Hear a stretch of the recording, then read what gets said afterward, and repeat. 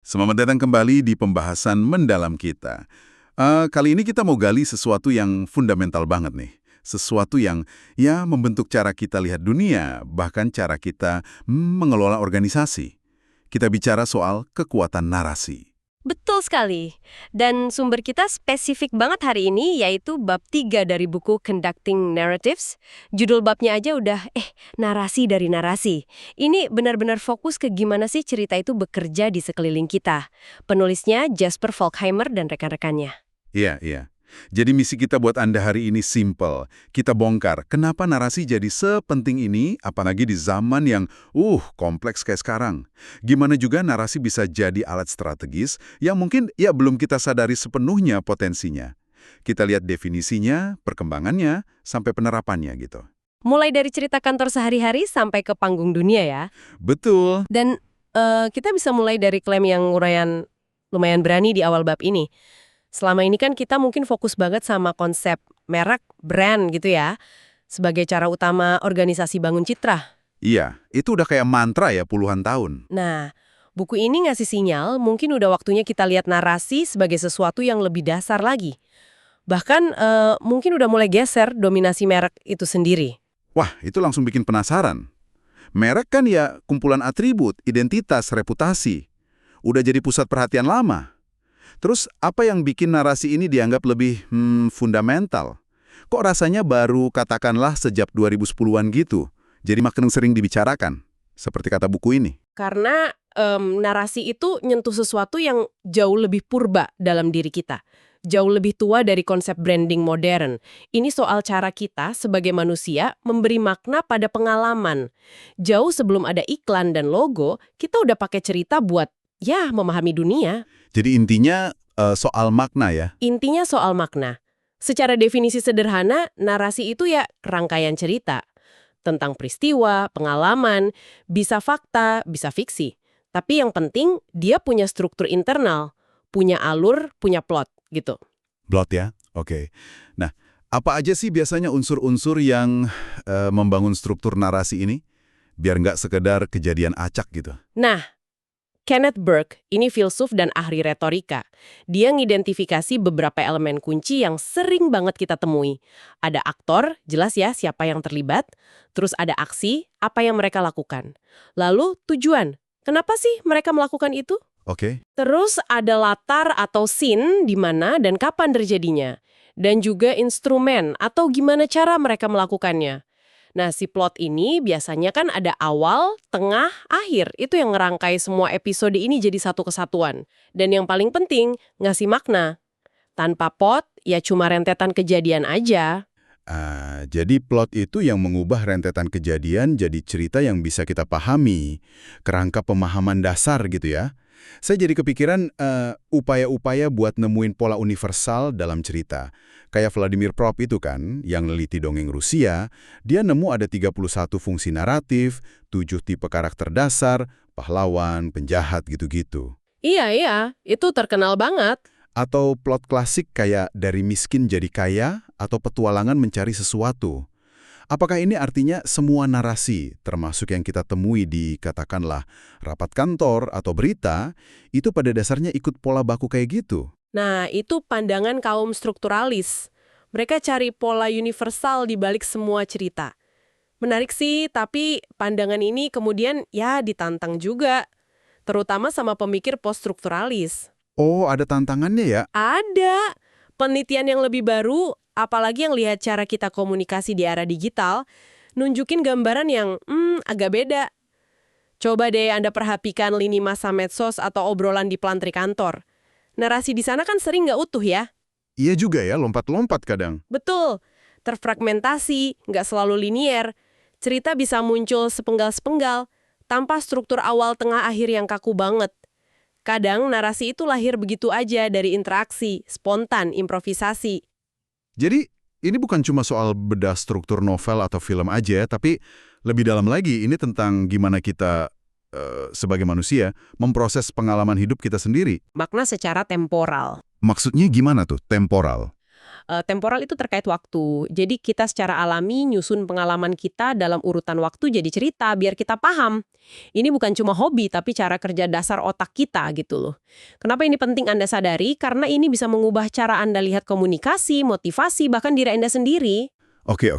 Nah, kalau ditarik ke konteks yang lebih praktis nih, misalnya di dunia kerja, di organisasi gitu, gimana relevansinya?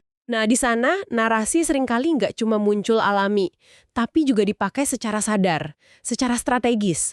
Organisasi itu cerita buat macam-macam tujuan. Bisa buat bangun identitas, kebanggaan dengan cerita sejarah pendirian, nilai-nilai inti. Kayak cerita perjuangan pendiri gitu ya? Bisa jadi. Atau sebaliknya, fokus ke depan, bangun narasi soal visi, strategi baru, buat motivasi karyawan, atau buat yakinin investor misalnya. Dan narasi ini bisa kita temukan di mana aja ya di dalam organisasi, gak cuma di pidato CEO pas acara besar aja. Nggak cuma itu, jelas ada yang eksplisit banget. Presentasi strategi, laporan tahunan, iklan. Tapi banyak juga yang implisit. Tersembunyi di budaya perusahaan, di ritual harian, jargon internal, bahkan ya gosip antar karyawan itu juga bisa jadi bentuk narasi. Gosip di pantry jadi narasi juga ya. Bisa jadi. Nah, Reisner dan Pagan ini membedakan antara narasi besar atau big narrative yang biasanya lebih rapi, linear, direncanain, sama narasi kecil atau small narrative. Ini yang lebih spontan, sepotong-sepotong, muncul di obrolan santai. Menarik. Terus Barbara Czarniawska menambahin lagi nih, katanya semua orang di organisasi itu cerita. Manajer, staf, semua. Tujuannya juga bisa macam-macam, buat hiburan, ngajarin sesuatu, belajar, klarifikasi, atau sekedar, ya berusaha memahami kejadian bareng-bareng. Ini kayaknya nunjukin ada dinamika yang seru ya, mungkin malah ada perang narasi gitu. Wah, itu poin krusial banget. Gimana narasi resmi dari atas, dari manajemen, itu berinteraksi atau bahkan bentrok sama cerita-cerita dari bawah, dari pengalaman karyawan langsung di lapangan. Nah, itu dia. Dan seringkali narasi-narasi kecil yang lahir dari pengalaman langsung ini, daya cengkramnya lebih kuat loh daripada arahan formal atau data mentah dari atas. Ingat nggak temuan psikolog Jerome Bruner? Dia bilang, fakta yang dibungkus cerita itu 22 kali lebih mudah diingat daripada fakta polosan. 22 kali. Serius? Iya, 22 kali. Jadi kalau Anda mau pesan Anda benar-benar nempel, bukan cuma lewat kuping kanan keluar kuping kiri, data ini nunjukin cerita itu bukan sekedar pemanis. Bisa jadi 22 kali lebih efektif. Bayangin dampaknya kalau Anda pakai ini di presentasi atau rapat tim Anda nanti. Wow, oke. Ini game changer sih. Nggak heran kalau ada yang mendorong pendekatan yang lebih sistematis gitu ya terhadap narasi perusahaan. Banget. Kayak Adrian Diernel, dia nyaranin narasi perusahaan itu perlu diaudit, dikelola, dikembangin secara aktif. Kayak aset strategis lainnya aja. Narasi yang kuat itu menurut dia harus otentik dulu. Akarnya jelas di sejarah, misi, tindakan nyata perusahaan. Tapi nggak cukup otentik aja kan? Nggak cukup.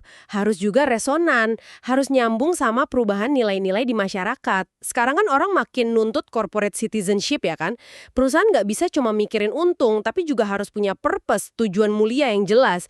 Nah, narasinya harus mencerminkan itu. Oke, ini nyambung banget ke aspek praktisnya. Buku ini ngutip saran dari Francis Frey sama Anne Morris tentang gimana pakai storytelling buat dorong perubahan di organisasi. Ini pasti berguna banget buat Anda yang lagi mimpin atau ngalamin perubahan. Ada beberapa poin kunci kan dari mereka? Betul. Dan ini kayak resep yang saling terkait. Pertama, pahami mendalam, jelaskan sederhana. Artinya, sebelum cerita, Anda harus benar-benar ngerti inti perubahannya apa, baru sampaikan pakai bahasa yang gampang dicerna, menarik, otentik. Jangan pakai bahasa korporat yang jelimet. Terus ada poin soal masa lalu. Katanya hargai masa lalu, jangan jelek-jelekin masa lalu seolah-olah itu bencana total. Kenapa ini penting? Kan kita mau berubah ke masa depan. Justru ini kuncinya biar orang mau ikut. Kalau kita akui apa yang bagus dari masa lalu, karyawan lama terutama merasa dihargai. Nggak merasa identitasnya tiba-tiba dihapus. Ini kayak bangun jembatan ke perubahan, bukan malah bikin tembok. Narasinya jadi lebih bisa dipercaya juga. Masuk akal, masuk akal. Terus poin berikutnya soal mengapa. Frey dan Morris ini nekanin banget pentingnya memberikan mandat perubahan yang jelas dan menarik.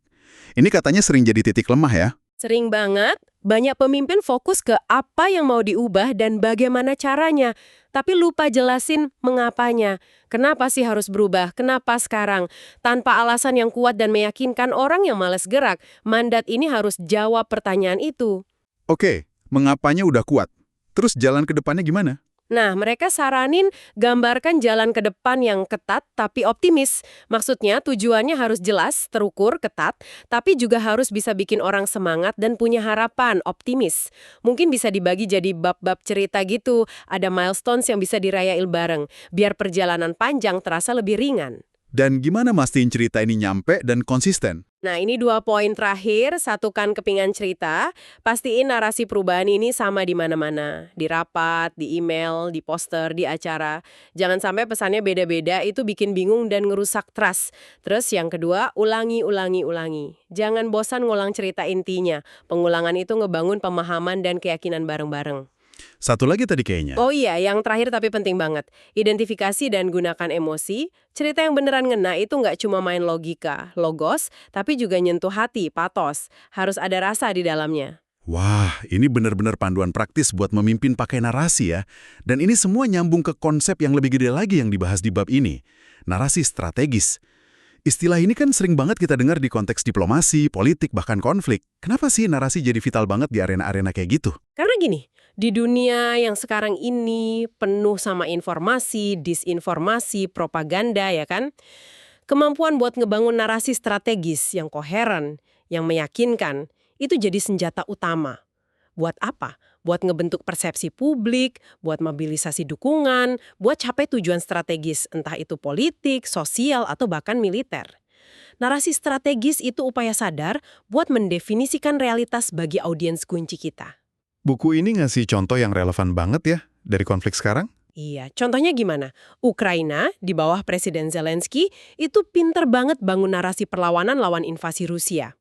Mereka nggak cuma punya satu narasi loh, tapi beberapa disesuaikan sama audiensnya. Oh, beda-beda ya. Beda, kalau ke dalam negeri, ke rakyat Ukraina, fokusnya ke moral, ke ketahanan. Pesannya kayak pantang menyerah, perjuangan David lawan Goliat. Tapi kalau ke komunitas internasional, narasinya lebih universal. Ukraina nih berjuang demi nilai-nilai kita semua. Demokrasi lagi diserang nih. Terus didukung kampanye kayak Be Brave Like Ukraine. Itu contoh nyata banget gimana narasi strategis bisa kuat. Oke, kita udah lihat contoh kuatnya dari Ukraina. Ini jadi bikin mikir, apa sih sebenarnya bahan-bahan kunci yang bikin narasi strategis itu klik gitu sama audiens? Buku ini nyebutin 4 elemen dari De Graaf dan rekan-rekannya. Yang pertama, kejelasan tujuan, clarity of purpose. Pesan intinya harus gampang dipahami, nggak muter-muter, nggak ambigu. Idealnya, nyambung sama nilai-nilai yang dianut si audiens. Narasi baik face jahat itu sering efektif, tapi ya harus terasa otentik juga. Kedua, Prospek keberhasilan, prospect of success. Orang itu cenderung males dukung sesuatu yang kelihatannya bakal gagal total. Jadi, narasi strategis yang bagus itu biasanya nawarin harapan, atau paling nggak kemungkinan buat berhasil. Ini penting buat jaga semangat dan dukungan. ketiga, konsistensi. Konsistensi ini kayaknya udah disinggung tadi ya. Betul. Pesan kuncinya harus diulang terus secara koheren, di berbagai kesempatan, berbagai media. Kalau hari ini ngomong A, besok ngomong Z, ya kredibilitasnya hancur. Prinsipnya, stick to the message. Harus konsisten. Dan yang keempat, ini kayaknya yang paling susah. Tidak adanya narasi pesaing. Absence of competing narratives. Maksudnya gimana nih? Kan pasti ada lawan. Bertentangan dari pihak sendiri. Misalnya, beda kementerian ngomongnya beda soal isu yang sama. Jadi, koordinasi internal buat nyelarasin narasi itu penting banget, walaupun ya praktiknya susah banget, apalagi di politik atau konflik. Bener juga. Tapi, buku ini juga ngasih catatan penting kan? Jangan sampai kita lihat narasi strategis ini terlalu sederhana. Kayak proses lurus aja, dari pusat ke pinggir. Ya, itu penting banget. Jangan kejebak mikir ini proses linier, satu arah dari pemerintah atau manajemen ke publik atau karyawan. Realitasnya jauh lebih ruwet apalagi di dunia VUCA kita ini. Maksudnya nggak linear dan satu arah itu gimana? Realitasnya kayak apa? Realitasnya narasi itu sifatnya cair banget, influx. Dia terus-menerus dinegosiasiin, dibentuk ulang. Narasi itu seringnya diproduksi bareng, co-produced oleh banyak pihak. Manajemen, karyawan, media, publik, bahkan pesaing ikut ngebentuk. Arenanya jadi riuh banget, multifocal. Jadi nggak bisa dikontrol penuh ya? Susah banget. Narasi yang udah dirancang bagus-bagus dari atas, itu bisa aja diterima, tapi bisa juga ditolak mentah-mentah, diabaikan, atau malah diubah artinya sama audiens. Penerimaannya itu tergantung banget sama seberapa nyambung narasi itu sama nilai dan pengalaman audiens yang udah ada duluan. Nggak bisa dipaksain pokoknya. Wah, pemahaman ini penting banget. Ini ngebawa kita ke bagian akhir nih dari pembahasan bab ini, yaitu soal gimana lanskap narasi berubah drastis banget di era digital dan partisipatif. Apa dampak utamanya nih buat cara kerja narasi? Dampaknya fundamental. Pertama, platform digital kayak medsos itu ngeruntuhin model komunikasi massa yang lama, yang satu arah itu. Sifatnya kan partisipatif, jadi memungkinkan dialog, bahkan multilog. Percakapan banyak arah, banyak suara sekaligus. Ini bisa bagus buat keterbukaan, tapi ya bikin tambah pusing juga ngelola narasinya. Dan kontrol terhadap narasi jadi makin lepas ya? Jauh lebih lepas. Narasi yang udah disiapin matang-matang sama tim humas perusahaan atau pemerintah, itu bisa dalam hitungan menit dibajak, hijak, dipelintir, diedit, atau malah dijadiin parodi sama netizen. Meme, komen, video balasan, itu semua jadi bagian dari ekosistem narasi yang super dinamis dan sering gak ketebak arahnya. Buku ini juga nyebut istilah mini narratives ya di konteks digital ini. Apa itu? Itu maksudnya banjir narasi-narasi kecil. Seringnya nggak lengkap, sepotong-sepotong, munculnya cepet banget, terutama di platform kayak Twitter atau TikTok. Biasanya ngerespons kejadian baru atau krisis.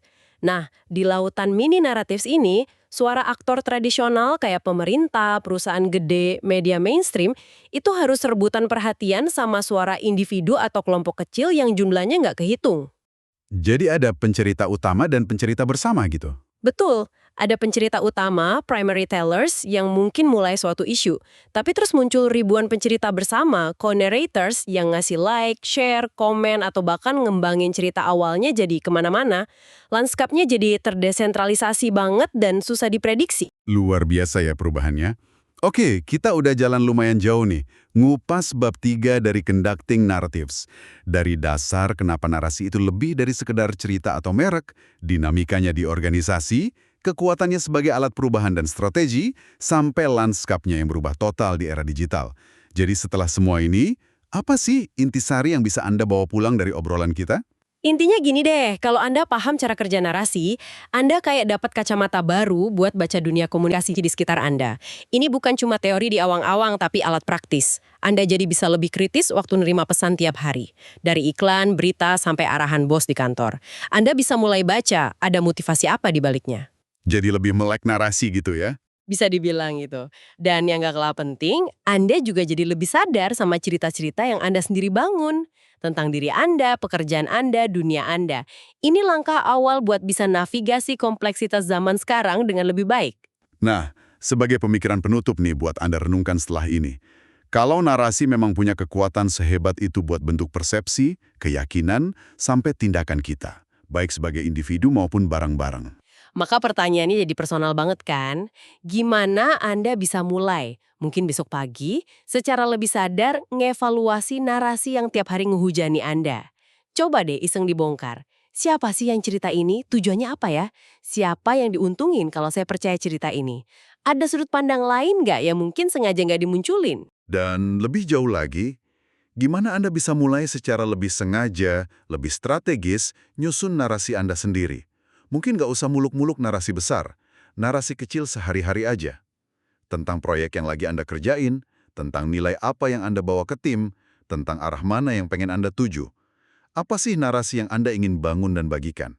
Baik buat tujuan pribadi maupun profesional Anda.